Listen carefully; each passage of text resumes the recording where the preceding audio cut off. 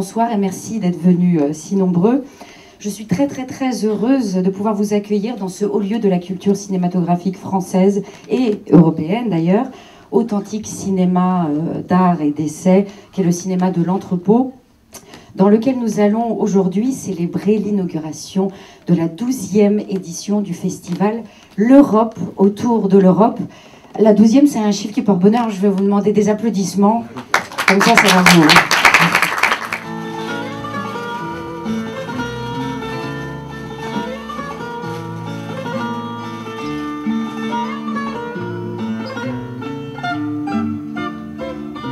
Cette année, nous avons l'extrême privilège de montrer, d'entamer la collaboration avec la Cinémathèque portugaise et de montrer des grandioses chefs-d'œuvre de Monteiro, de Paulo Rocha, de Manuel de Oliveira, de Teresa Villaverde, et beaucoup de films jusqu'alors inédits.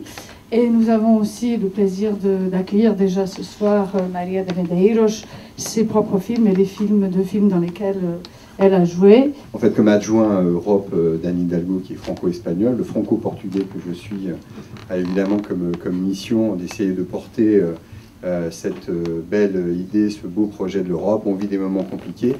Et pour être très court et très succinct, je pense que c'est avec des exemples très concrets que nous pouvons arriver non seulement à conforter peut-être en nous aussi ce projet européen, mais aussi à convaincre les fameux eurosceptiques. Comment parler du fado, si ce n'est cette chose très particulière qui permet d'exprimer à la fois l'amour et la haine, à la fois la joie, et la joie aussi, puisqu'on dit toujours que les fados sont tristes. Non, et ils ne sont pas non plus que féminins, ils sont aussi masculins, mais je pense qu'il faut écouter. Et la dernière phrase, parce que c'est une très bonne nouvelle, Elisabeth, c'est qu'en plus, les nouvelles générations de chanteurs reprennent le fado. Et donc, aux Amalia, au Carlos Ducalme, à Emin, tous ces noms que nous connaissions déjà se rajoutent maintenant. Voilà, les Anamor, les Kelmin, toutes ces voix, les masculines qu'amenait, par exemple, pour Marc Rodrigues. Donc, vous les avez de plus en plus, et je suis très content que, d'une certaine façon, on puisse avoir une première ouverture pour certains, parce que je suis certain que la majorité connaissent déjà le fado. Donc voilà, boa projeção e boa noite. Merci.